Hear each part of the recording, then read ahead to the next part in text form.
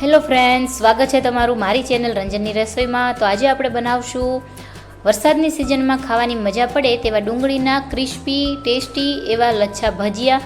તો ચાલો બનાવવાનું શરૂ કરી લઈએ। તો એના માટે મેં અહીંયા 3 નંગ ડુંગળી લઈ લીધી છે। આપણે આની છાલ ઉતારી લેશું। તો અહીંયા છાલ ઉતારી લીધી છે અને હવે આપણે આ ડુંગળીની સ્લાઈસ કરવાની છે। તો સૌથી પહેલાં આપણે અહીંયાથી આ ડુંગળીનો આ ભાગ જે હોય છે એને કાઢી નાખશું, જેથી કરીને આપણે ડુંગળીના લચ્છા છે એકદમ સરસ એના પાર્ટ અલગ થઈ જાય।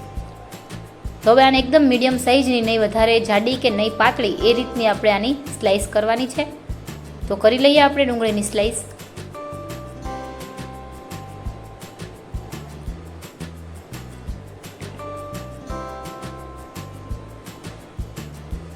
તો તમે જોઈ શકો છો અહીંયા એકદમ મીડિયમ થિકનેસવાળી આપણે સ્લાઈસ કરી છે કે જેથી આરામથી આસાનીથી આ લચ્છા અલગ પડી જાય। તો હવે આપણે આ રીતે બીજી ડુંગળીને પણ કટિંગ કરી લેશું।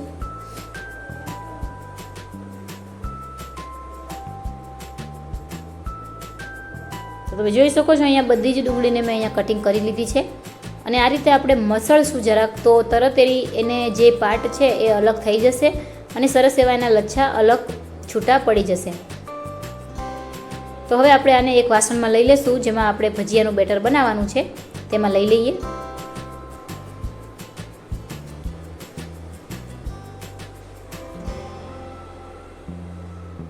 હવે આપણે આમાં સ્વાદ અનુસાર મીઠું એડ કરશું।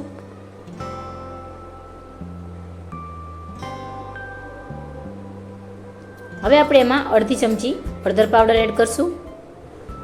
હવે આપણે આમાં 1 ચમચી ધાણા જીરું પાવડર એડ કરશું। અડધી ચમચી કાશ્મીરી લાલ મરચું પાવડર એડ કરશું અને થોડુંક તીખું રેગ્યુલર મરચું એડ કરશું। તમે અહીંયા જેવું તીખું ખાતા હોય એ પ્રમાણે ચટણી વધારે ઓછી કરી શકો છો। હવે આપણે એમાં કાળા મરીનો પાવડર એડ કરશું। આ ટોટલી ઓપ્શનલ છે, તમે આને સ્કીપ પણ કરી શકો છો। હવે આપણે આમાં એક લીલી મરચી ઝીણી સમારીને એડ કરી દઈશું। હવે અડધી ચમચી અજમો લીધો છે, એને આપણે હાથથી મસળીને એડ કરશું, જે ડાયજેશન માટે બેસ્ટ છે। આને પણ તમે ના પસંદ હોય તો સ્કીપ કરી શકો છો। ઝીણી સમારેલી કોથમીર એડ કરી અને બધું જ સરસ રીતે મિક્સ કરી લઈએ।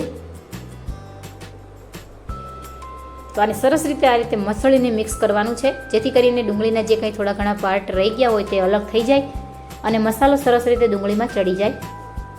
તો આ રીતે સરસ રીતે આને મિક્સ કરી લઈએ। તમે જોઈ શકો છો એકદમ સરસ લચ્છા અલગ પડી ગયા છે। હવે આપણે આને ઢાંકીને 5 મિનિટ રેસ્ટ આપશું, જેથી ડુંગળીમાંથી પાણી થોડું છૂટું પડી જાય।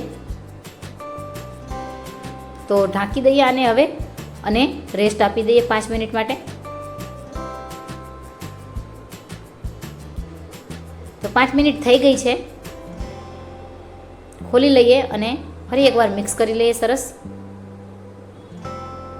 તો પાણી ઘણું છૂટું પડ્યું છે। હવે આપણે આમાં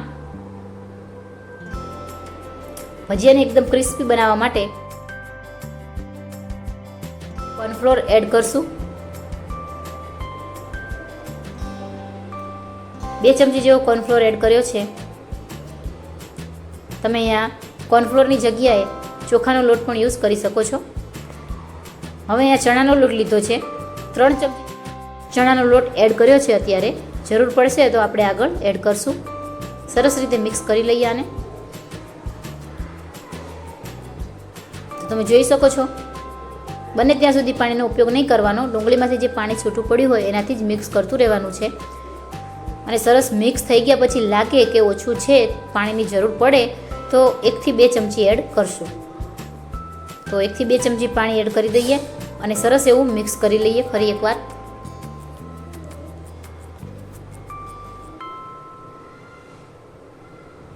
તો તમે જોઈ શકો છો અહીંયા એકદમ સરસ મિક્સ કરી લીધું છે અને ડુંગળી એકદમ થોડીક કોરી દેખાઈ રહી છે, લોટ ઓટ નથી થયો। તો ફરી એકવાર હું 1 ચમચી ચણાનો લોટ આપણે એડ કરી દઈશું અને મિક્સ કરી લઈએ સરસ રીતે। તો આ બેટર છે આપણે બહુ વધારે પડતું પાતળું કે જાડું નથી બનાવવાનું। હાથમાં બેટર લઈ અને આપણે આમ તેલમાં મૂકીએ તો એકદમ આસાનીથી પડી ના જવું જોઈએ, ધીરે કરીને મુકાઈ જાય એ રીતે બેટર બનાવવાનું. તો એકદમ સરસ આપણું બેટર રેડી થઈ ગયું છે. તેલ પણ આપણે ગરમ મૂકી દીધું હતું, તો એ પણ સરસ ગરમ થઈ ગયું છે. તો ભજીયા પાડી લઈએ આપણે. તેલ સરસ એવું ગરમ થઈ ગયું છે. તો હવે આપણે એની ફ્લેમને પણ ધીમી કરી દઈશું. અને ભજીયા પાડ્યા પછી તરત નથી ફેરવવાના, 2-5 સેકન્ડ પછી એને થોડાક કલર ચેન્જ થાય પછી ફેરવવાના.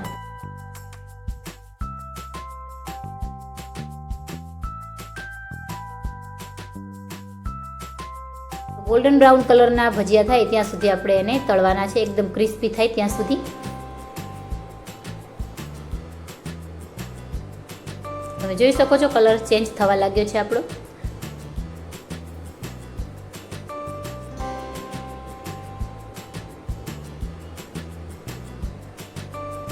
તો એકદમ સરસ ક્રિસ્પી ભજીયા તળાઈ ગયા છે. હવે આપણે એને એક વાસણમાં લઈ લઈએ.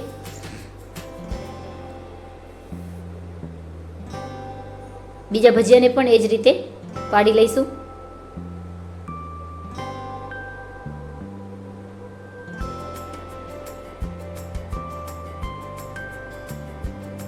આપણે આ ભજીયામાં એકદમ પરફેક્ટ શેપ આપવાની જરૂર નથી. આપણે ડુંગળીના લચ્છા ભજીયા બનાવીએ છીએ, તો એના અલગથી લચ્છા ન દેખાય તો એ ભજીયાની મજા નથી આવતી.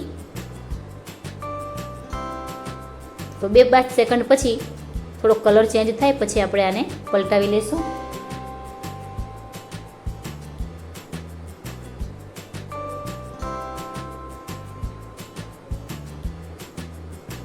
તમે જોઈ શકો છો અહીંયા થોડો કલર ચેન્જ થઈ ગયો છે અને આસાનીથી ફરી રહ્યા છે. હવે આપણે આને એકદમ સરસ ડુંગળીને લોટ ચડી જાય અને ક્રિસ્પી અને ગોલ્ડન બ્રાઉન કલર ના થાય ત્યાં સુધી આને તળાવવા દેશું ધીમા ગેસની ફ્લેમ પર.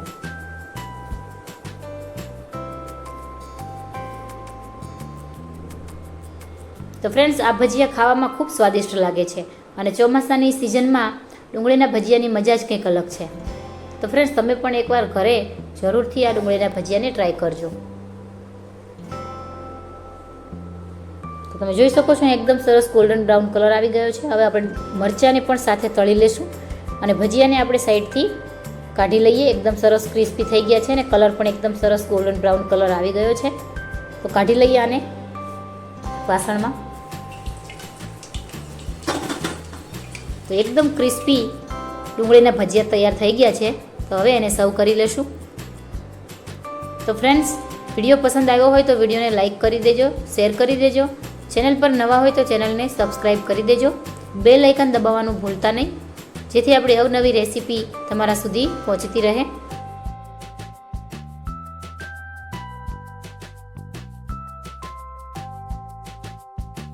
તો એને મરચાંથી ગાર્નિશ કરી લેશું.